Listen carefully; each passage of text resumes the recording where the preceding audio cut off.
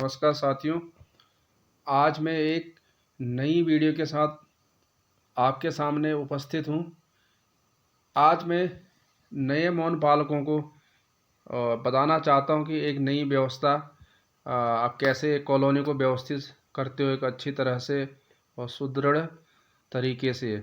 इसमें ये ब्रूड है जो शील्ड ब्रूड है। अंडे के बाद प्यूपा और लार्वा स्टेज आने के बाद शील्ड हो जाता है और उसको हम एक मेन गेट से उस तरफ लाएंगे, ठीक उल्टी तरफ, मतलब जहाँ मेन गेट इसके लेफ्ट साइड में तो राइट साइड में हम इसको व्यवस्था करते, इसको कॉलोनी की व्यवस्था कहते हैं। तो अरेंजमेंट ऑफ कॉलोनी आज नए मौन पालकों के लिए एक मैं अपना अनुभव साझा कर रहा हूँ।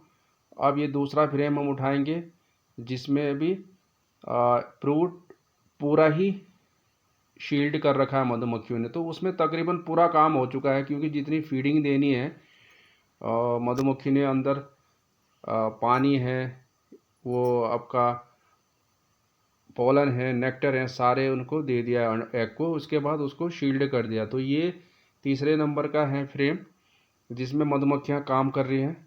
इसको मैं तीसरे नंबर पे लगाऊंगा क्योंकि ये वाला फ्रेम आपका शील्ड है।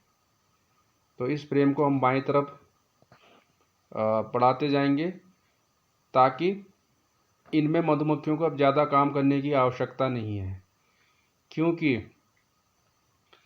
अब सिर्फ टेम्परेचर मेंटेन की वजह से ही ये इसमें से नए जो मधुमक्खियाँ निकलेंगे, हैच्ड होंगे अपने अंडों से।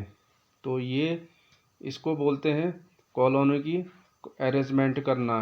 किस तरह से आप अपनी कॉलोनी को अरेंजमेंट करके रख सकेंगे ताकि गेट के सामने ज़्यादा मूवमेंट होती हो और मधुमक्खियाँ उस पर ज़्यादा फोकस काम करती है।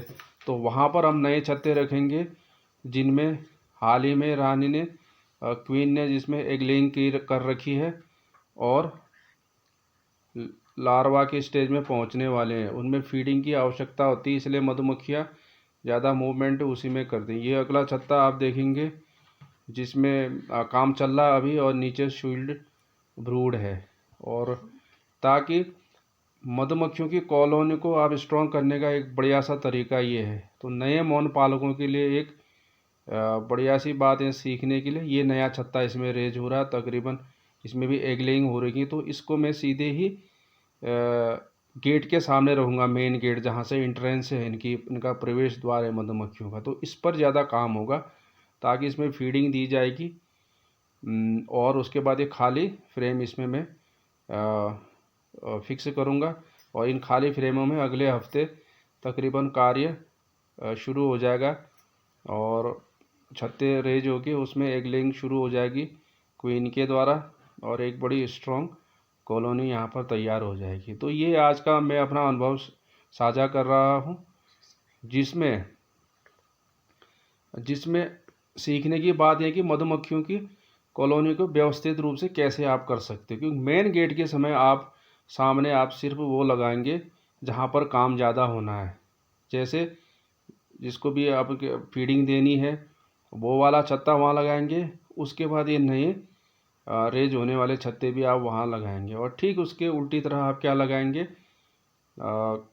Shield brood. अब ब्रूड अगले 10 से 11 दिन में यहाँ बाहर इसमें से निकल जाएंगे नहीं है। तो इस तरह से हमारे कॉलोनी स्ट्रॉन्ग करने का ये तरीका है। मैंने नए मौन पालकों के सामने अपना अनुभव यह साझा किया है कि किसी भी कॉलोनी को किस प्रकार से मजबूत किया जा सकता है ताकि आपके और हमारे जो मौन वंश है उस पर किस प्रकार से बढ़िया सा कार्य हो। ये मेन गेट के सामने हमने सबसे पहले इनको रखना है जिनमें काम होना है, और बाकी जो ब्रूड है शील्ड ब्रूड उसको हम ठीक उसकी उल्टी तरह लगाएंगे। ये आप ध्यान पे रखिए। और ये आप जितने भी आपके जिनमें काम होना आप मेन गेट की तरफ ही रखें उन छत्तों को। इस प्रकार से कॉलोनी को व्यवस्थित कर सकते हैं।